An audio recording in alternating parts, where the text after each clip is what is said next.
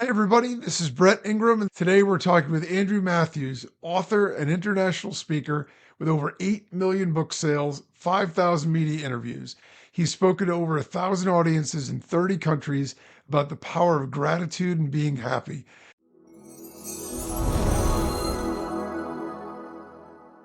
I'm super excited about this because I'm a big believer personally in the impact happiness and gratitude can have on our lives. So, with that, welcome, Andrew, and thanks a lot for joining us. Brett, I'm so happy to be here. Thank you.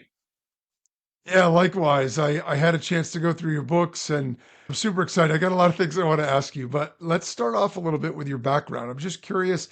So, at the start of your career professionally, what were you doing there? And then we'll talk more about what you're currently into now. Yeah, Brett, my first love was always drawing and painting, but I thought I should become a lawyer first. So I began law studies and then decided I would pursue what I really loved, which was painting portraits, learning classical drawing. I also was a cartoonist. And even though I was doing what I loved as a profession in my mid-20s, I realized that a lot of my friends were happier than me.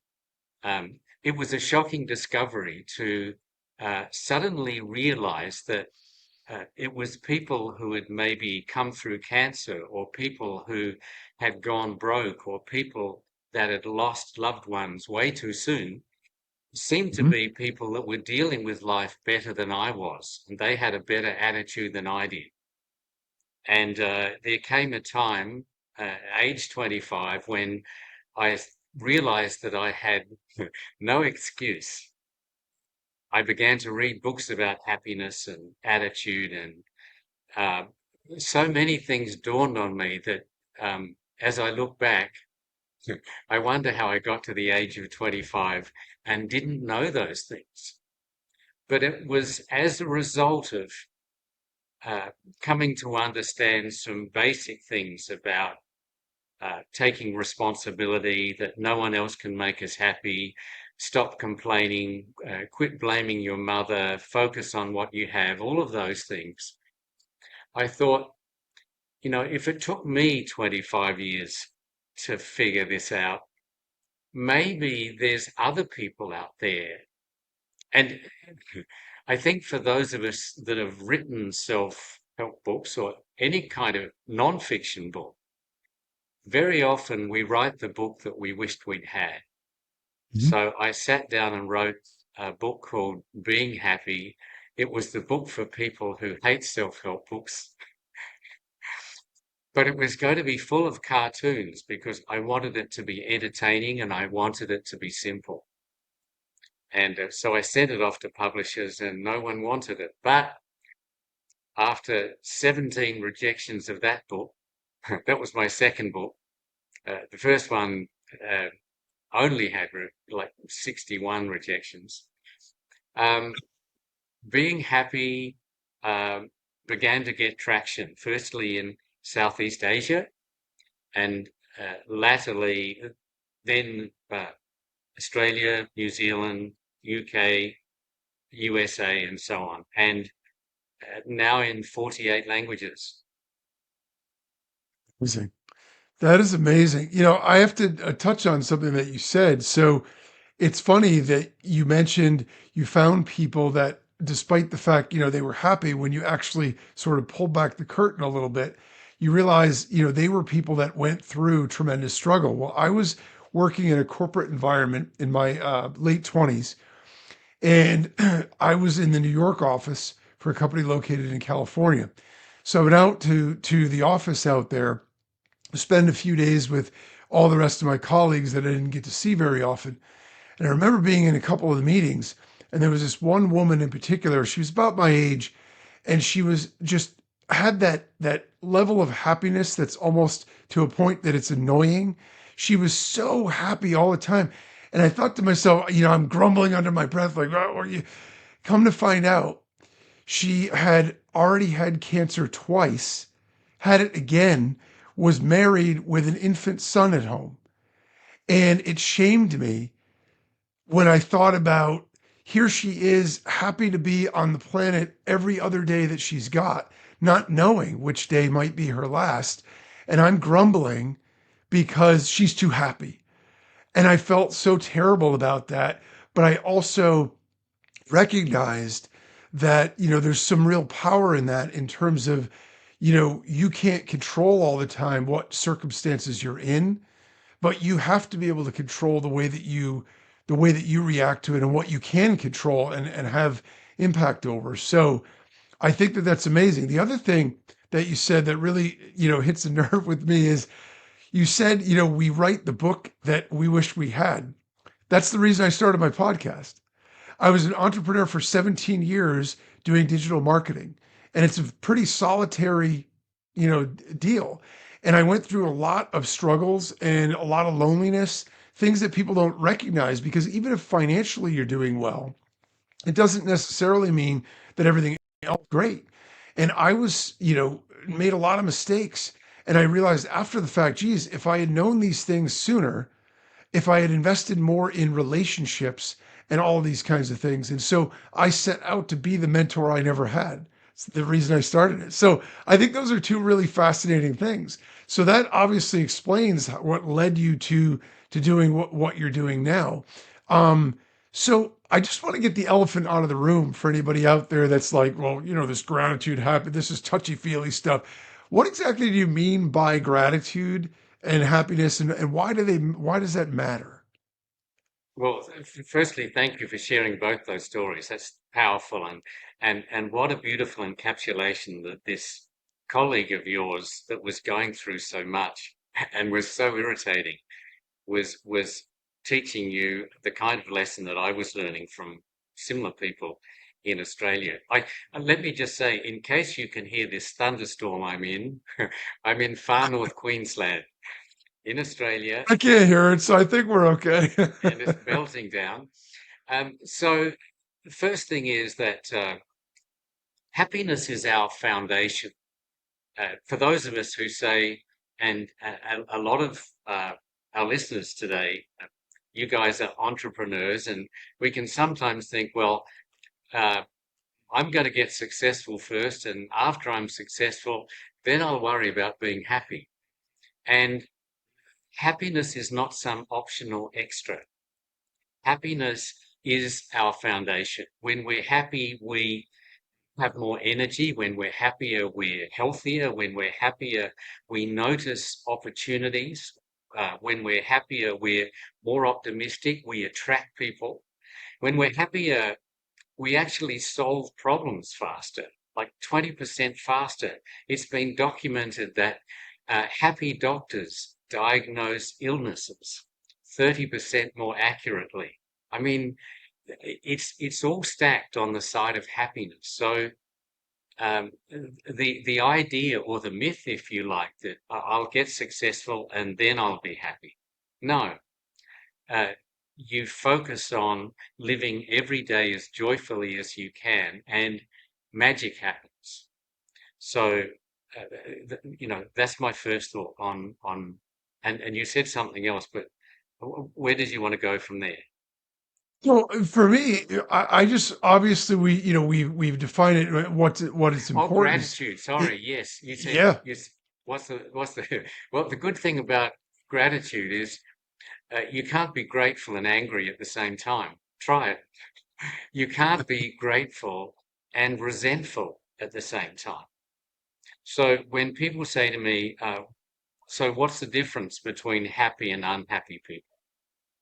And the core difference is happy people focus on what they have, and unhappy people focus on what's missing. And I've got a cartoon. Uh,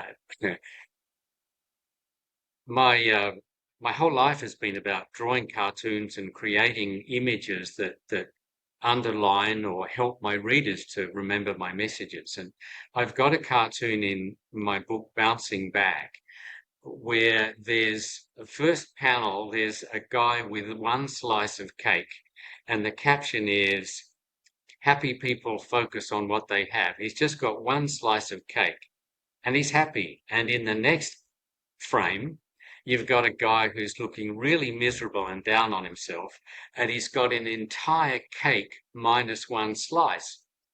And, doesn't that underline how so many people live? Those of us that have been to countries where people have so much less than we have, and yet they seem to find joy and they live with a sense of gratitude.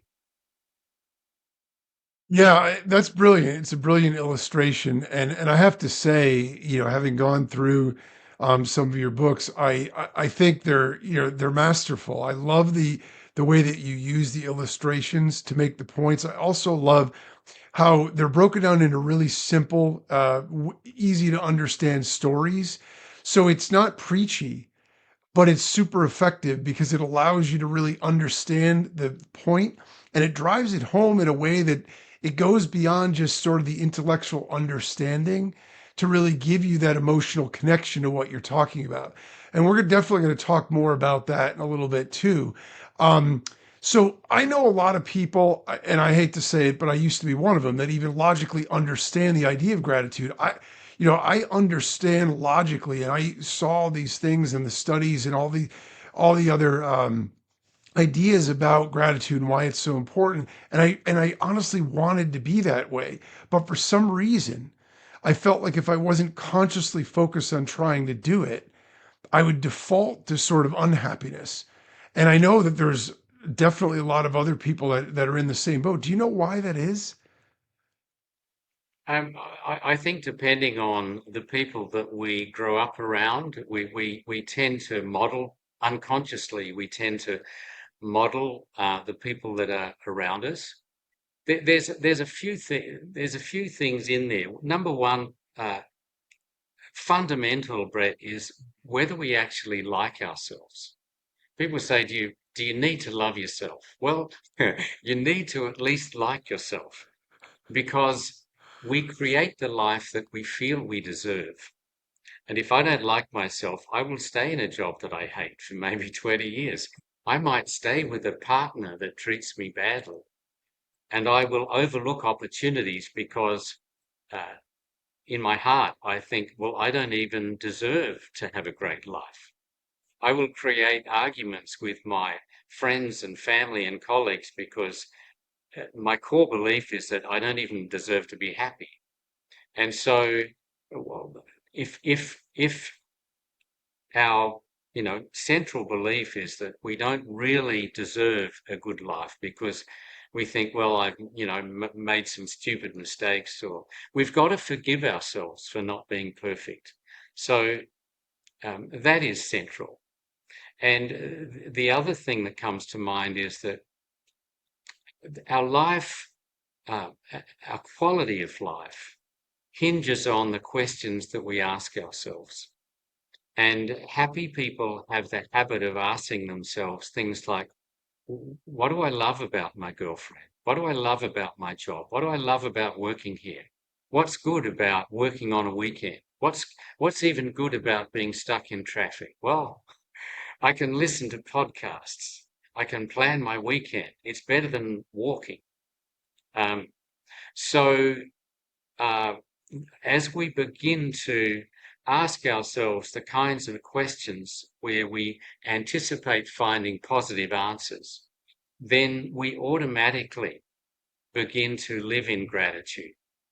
And it doesn't mean that, everything is great and we don't need to be dancing around 24 hours a day and being one of those irritating Pollyanna types, maybe, but just essentially, we just our default position is we come back to that point where even when stuff goes wrong, you get bumped off a plane, you lose a key client, your secretary quits, you can still say, what's good about this? And then you're finding something. You can always find something. If someone says, well, there's nothing good about being broke. Well, there might be. You might have a spectacular story unfolding that you're going to tell your grandkids. This is where I was, and this is what I did. Or you might be in a position where finally you're going to learn about budgeting or, learn about setting some short-term and long-term goals. Um, any, situation that you didn't want, somewhere within that situation is a benefit. Yeah, that's it's fascinating. And when you say that, what it makes me think of is I heard the guy, I don't know if you're familiar with Damon John from Shark Tank, but I heard him in a talk one time and he said, when I was starting my clothing company, my fashion company, I didn't have a lot of money. And I looked at other people and thought, geez, if I had their budget there. But the thing that it taught me was how to be streamlined and frugal. So I learned really good habits to keep the budget tight and be very efficient with my operations. So as it started to grow, I didn't have all these other problems that a lot of people have if they have all those resources. And I 100% agree that it causes you to be resourceful when you don't have the things that maybe seem like they'd make things easier. It also tends to create more like when you're able to do something starting from a place of not having or not having the advantages, it's more valuable, it's worth more. One of the things that I recognize in behavioral patterns based on what you're saying is, I know when I talk to people, you can talk to people when you start to ask them questions, they'll say things like, well, the only thing I don't want is for this to happen. And, you know, with my luck, like this, all these things will fail. And so you start to realize, even without knowing them that well, that they're framed in such a negative way that you can imagine that they're not happy because everything that's coming out of their mouth is a complaint or a hope against the worst case scenario. And then, like you said, you'll talk to other people, and for some reason, they got 10 things going against them, and they're overjoyed because they've got this one thing that they're thinking about that, oh, this is the greatest. And it's amazing to me. And I always reveled in that because the financial realm is very easy to make examples of this because people tend to equate happiness or success with how much financial wealth that you've got. And I see people that have tons of bills, don't make a lot of money, and they're interacting with everybody around them. They're happy. They're constantly, super excited about spending time with their family and all these other things. And from the outside, it could seem like, well, how could you be? But it's all a mindset. It's amazing to me. But that is so powerful in terms of the way that you look at things. Um, so I know work and relationships are two really big areas for people that those things can either be big sources of happiness and contentment or unhappiness and feeling like unfulfilled. Are there keys to having uh, better success or happiness with your job and with your relationship? Sure. I mean, we start with our job, and first thing we recognize is that we don't do our best because we're pleasing our boss or because we want to impress somebody. We do our best because that's the only way to enjoy your work, to feel that you're putting your heart and soul into it.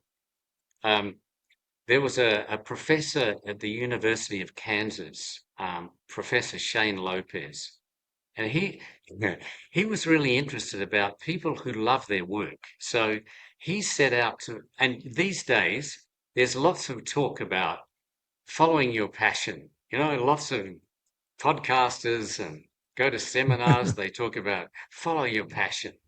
So he wanted to know whether these people that really love their work are following their passion. So he did a survey of 8,500 people. Do you love your work? And there were 1,100 people that loved their work. Like, what's that, 13% or something. And so those are the people that he studied carefully. And so he said to them, how do you find a job you love?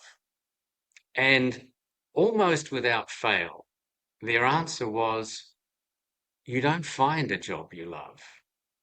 You find a good job and you put your heart and soul into it and you support your colleagues and you surprise your customers and you are kind and you put joy and you put your personality into your work. And one day you discover that a good job became wonderful. And I think within that, there's a life-changing strategy for those of us who have been saying, well, maybe the next job is going to be better. No, it's with the same attitude, it's not. So, um, yeah, so that's a little sort of thought on enjoying our work. In terms of relationships, um, I tell a story in bouncing back. I play tennis with this guy called Ted, and Ted is a big mouth, and he's always making fun of people, and people are always making fun of him. I mean, why? Because, he just seems bulletproof. Like nothing worries him. Just, I mean, he's in real estate, so it just seems like everything is a joke. And so last year, in a quiet moment, he said to me, he said, there's not a day goes by that I don't worry that I've done the wrong thing. There's not a day goes by that I don't worry that I've messed up. That he said, my life, he said, my life is a nightmare.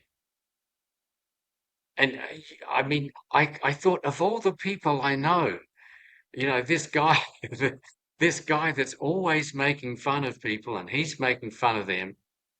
So I get an insight into what his life is like.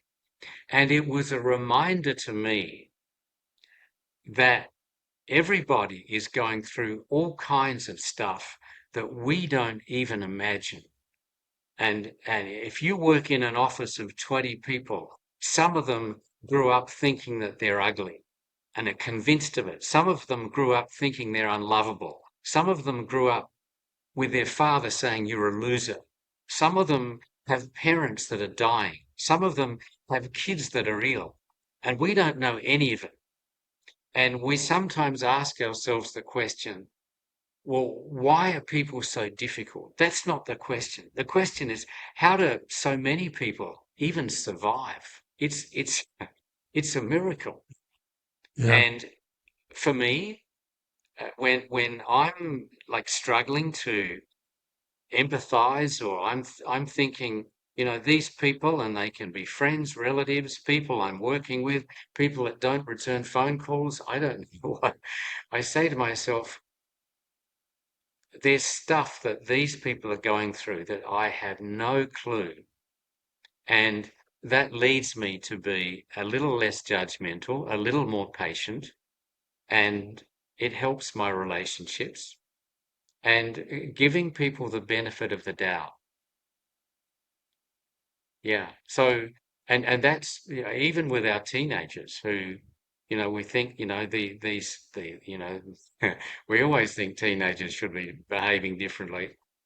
Um, and yet the stuff that is so important to them, and the things that are traumatizing them, we don't even know. Yeah. I mean, I think that's definitely true nowadays. Geez. I think it's hard grow. I have a couple, well, one is now in his early 20s, but I still have a late teen. And, thankfully they've sort of navigated the landscape of what it is to grow up nowadays. But I don't minimalize the difficulty with that at all, but it is still easy for older people to look back on younger people, and it's always sort of like, "Rah," but we were the same when we were their age. Our parents were saying the same things to us, and thought, well, we should be doing different things. So, but yeah, I think that there is so much power in that. So if we zoom out for a minute, if somebody really wants to be grateful and wants to be happy, is there a formula or steps or things that we can do to try to develop those habits in our lives if we aren't already there? Well, I think there's three things, and we may have touched on them briefly. But first thing is that happiness is not an accident. we understand that we choose our attitude. We choose our attitude about work, or we choose our attitude toward the people in our life. And so, my own experience was that there was a day, there was, and it was the 19th of October, 1983. And I looked at my life and I looked at myself and I said, Andrew, you're not doing very well. You know, romance, no, not doing very well. Money in the bank, no, not so good. Exciting international travel, no. Happiness, no. And I made a decision that day that changed, I could say changed my life. It changed the trajectory of my life. And I began to notice opportunities. I began to take notice of people. I began to read books. I began to get up every day and say, today is my day to be happier, just this 24 hours. So, number one, when you are serious and you say enough, then that's when things change. Not, if everything works out, then I'll be, no, whatever is going on, it's like your colleague who'd been through cancer twice and had an infant at home and didn't know how long she was going to live. You make a decision, and sometimes it's a blessing. Something comes along that causes us to say, happiness is my decision, and I will do whatever it takes. Uh, the second thing is that we refuse to get drawn into looking at what other people have, and we concentrate, we say, well, what do I have and what am I grateful for? There's a big difference between what we want and what we need. And sometimes that can be helpful. Do I have what I need? I need like a change of clothes. I need a dry bed somewhere. And I need to be able to put my heart and soul into something to feel I'm making a contribution. Uh, I don't need the latest phone. I don't need international vacations.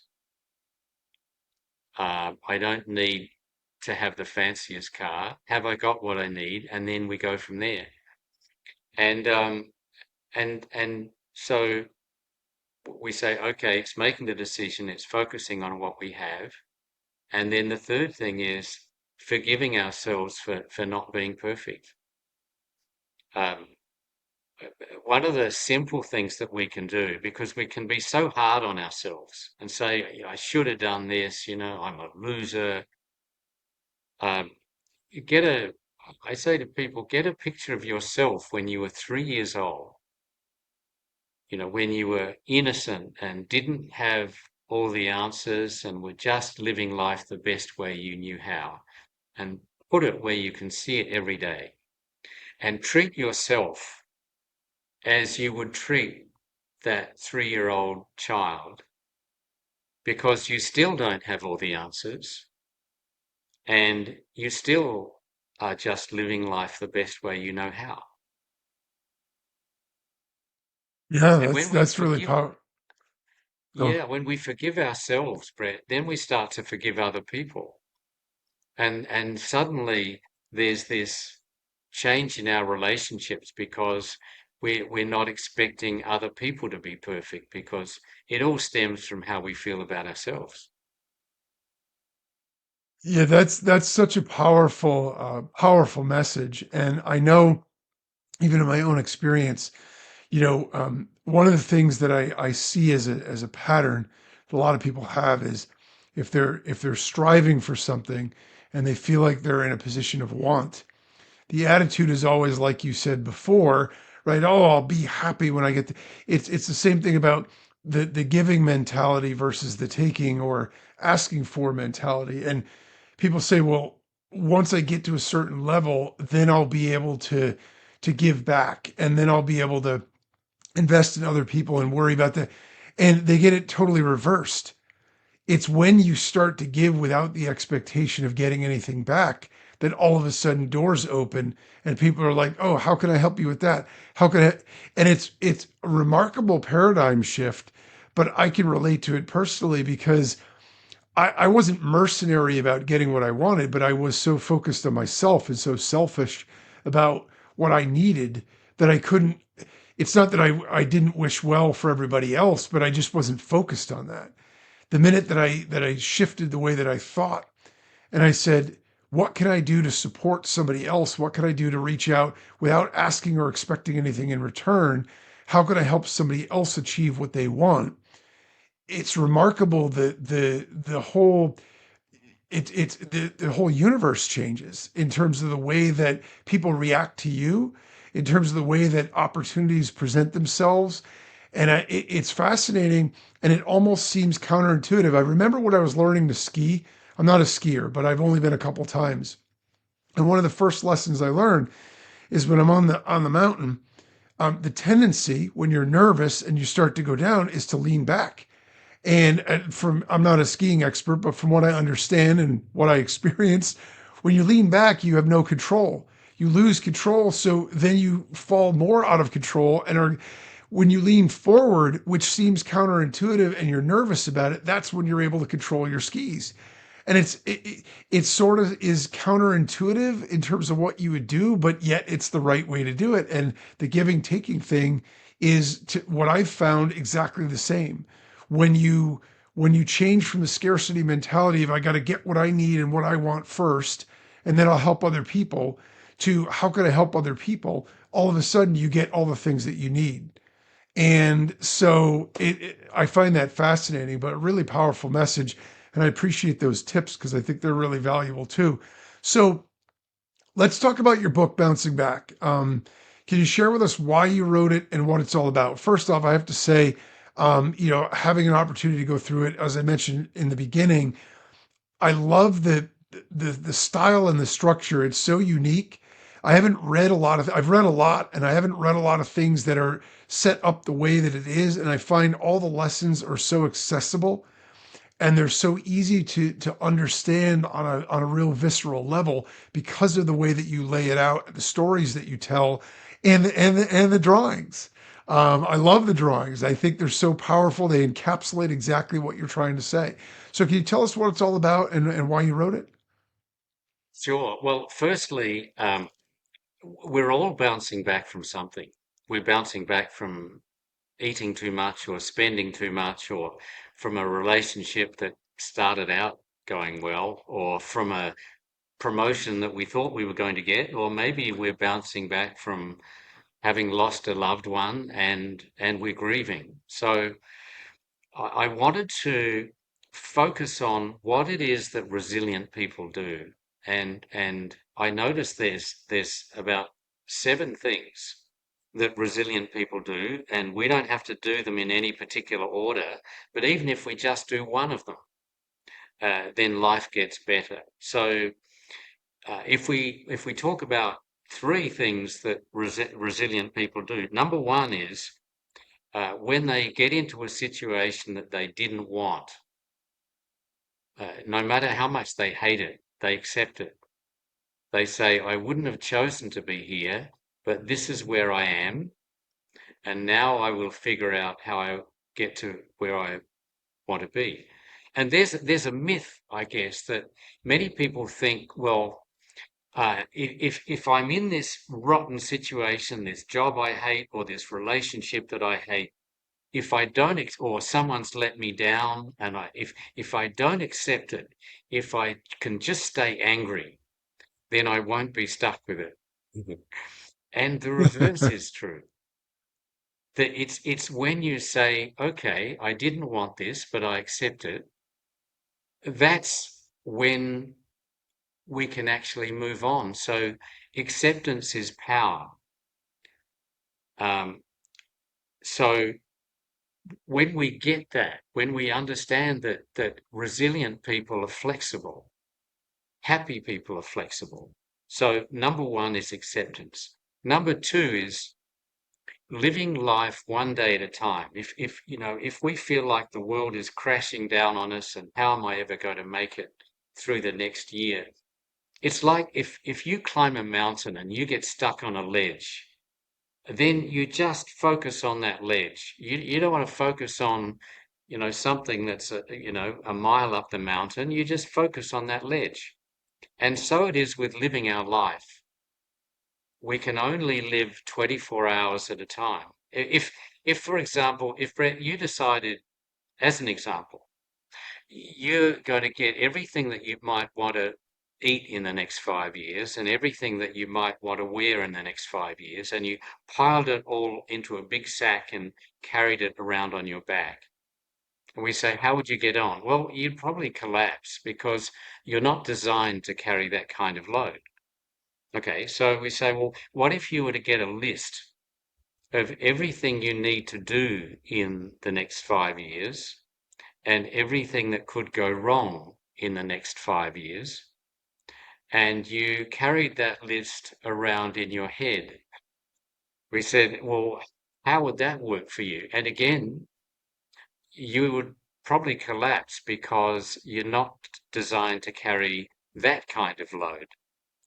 So, there's a message there that we can only just live life in 24-hour compartments, and that works.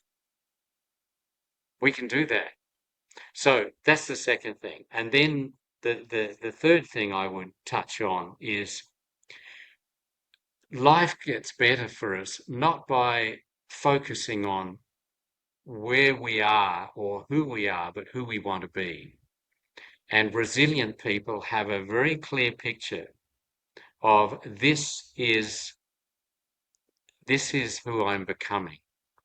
We have an image of ourselves of being confident, of being in control, of having the financial position that we want, a picture in our minds of how our career is going. Um, we become what we think about, and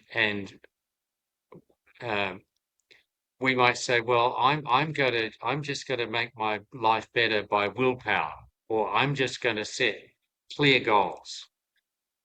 That's great. But fundamental is you need a picture of yourself. You need to be able to see yourself as where you want to be and who you want to become. And without that clear picture of the new improved you, willpower is not going to do it, and a clear goal is not going to do it because eventually you just don't believe in it. Yeah, the belief element I think is really powerful and really strong. And it's funny because the visualization dates way back, when you look at like the Olympic Games, right? You have all these athletes that are the top in the world, and what separates them is just, total like fractions of a percent of this, that, or the other thing. And I know, you know, decades and decades ago, they started to study like who were the people that keep that there were some patterns of countries or people or groups that were winning. They started to look at all that, and what they realized was, among whatever training regimens and other things they were doing, the top athletes in every sport were the ones that were tirelessly envisioning themselves standing on the podium with the gold medal being draped around their neck, like over and over and over again. And I know I watched the documentary Pumping Iron with Arnold Schwarzenegger about when he won his, I think it was his last Olympia or maybe it was his third one. And the fascinating thing to me about it was not the physicality of it. Obviously, all the guys are huge. It was the psychological warfare that he like undertook with the competitors. He was very clever. He would hang out with them. They'd have dinner before the competition, and he'd make all these little remarks that would sort of demean their confidence and cut them down, but they weren't overtly insults. It was sort of like, and you could see it was all a game. He was trying to chip away at their confidence a little bit and have their belief shrink just a little bit. And he was always, and so sometimes, understanding and really believing that you're going to be able to do it, envisioning that, makes a big difference, because if you can't believe it, if you can't see it in your mind's eye, it makes it that much harder to be able to achieve. So um, I found that, sometimes what we do in life, no matter what we try, right? There's failure, there's struggle, things like that. What's the most productive way? How should we be looking at failure? Or maybe the better way to say it is when we try something and we don't get the result that we want. Well, it's a simple thing, but I always like to tell myself every time I fail, and for me, some people say, well, there's no such thing as failure, and that's a helpful thing as well. But every time I do something that I don't get the result that I want, I say to myself, well, I'm that much closer, because that's one more failure, disappointment that I've gotten through. Um, for those of us that are trying to do anything, but even entrepreneurs, for example, my understanding is that, and my experience is that most things don't work out as well as you'd hope they will. You build a website hoping people will come, and you don't get as many as you hope. You create a YouTube video hoping it's going to go viral, and it doesn't. You write an ad thinking, okay, this is going to change everything, and people don't like it. You send a manuscript to a publisher, and you get 20 rejections, or you go on a first date and you think, well, no, maybe not. Most things that we try are not going to be quite as spectacular as we'd hope they will be. Sometimes we're surprised, but my experience is that a lot of things, most things, are not the successes that we hope they might be.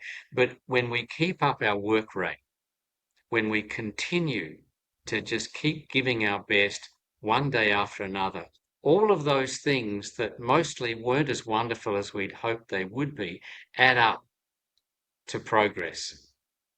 And um, that is how we get there, by putting a lot of things together which might have been fairly average or even less than average, but collectively we make the progress. The other thing that, as you were talking about Arnie and his career, the extraordinary thing about him, if we go back to what we hold in our mind, is as a 15-year-old, he saw himself as a bodybuilding champion, he saw Yeah, himself as a movie star, and he saw himself as an American.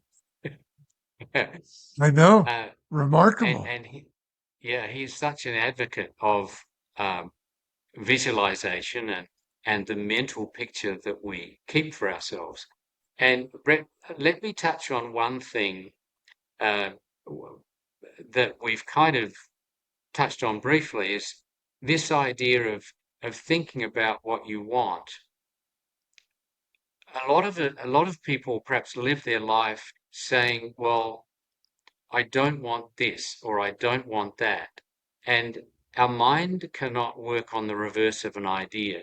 So if we've spent our whole life saying, I don't want to be broke or I don't want to be fat, or if we say, for example, I want to go and give this presentation and I don't want to screw it up, your mind doesn't understand the reverse of an idea.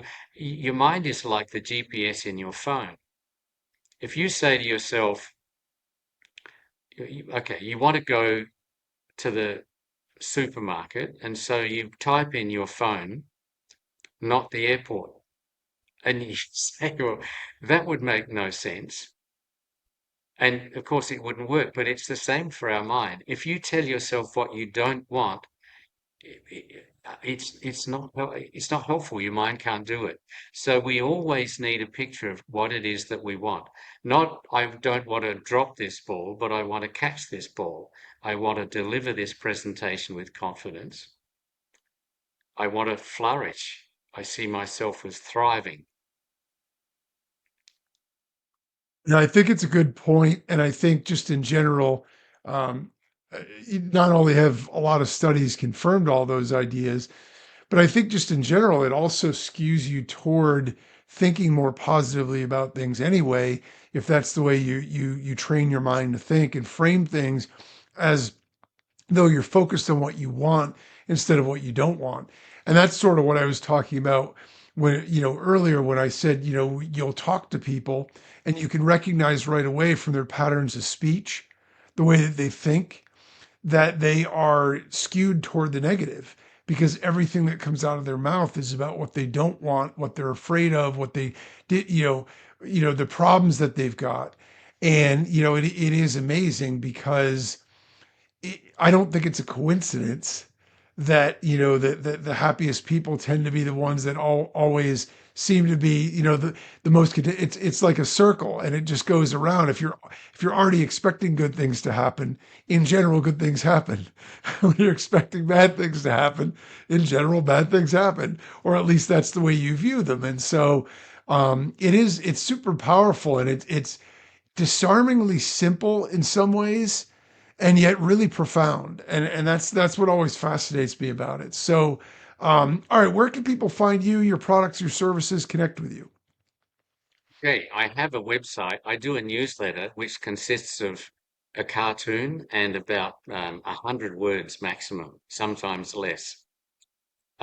So my website is andrewmatthews.com. That is all one word with two T's in the Matthews. Um, all of my books are on Amazon. So my first book, Being Happy, which is like an introduction to the ideas that we've been talking about today. My book, Follow Your Heart, which is really a book about career and finding purpose in your life and work. My latest book, Bouncing Back, which is about resilience. And I share with you listeners that when I began writing books, I wanted books that would be accessible, that felt a little bit more like a magazine. In other words, there's a little bit of white space. There are headings so you can see what you're getting into, so you can skip the bits that you don't want to read at the moment, come back to those, and lots of cartoons that would make it fun and entertaining. And I write books that anyone can understand. My approach to writing books is if a 12-year-old can't understand any sentence of mine, it's my fault, and I need to fix it because nobody wants to read a sentence four times to say, what does this guy mean? So they will be simple. They do get to the point. Hopefully, you'll find them humorous. And they're all on Amazon um, in hard copy and also as ebooks. And Follow Your Heart and Bouncing Back, I've also done the audio. So if you like audible books with an Australian flavour, they're done by me. That's awesome. Thanks a lot. Thanks for sharing that. All right, with that, it's just about time to wrap things up. I want to thank you again, Andrew, so much for sharing all your insights and great tips with us. Visit andrewmatthews.com to get his newsletter with happiness tips and his cartoons.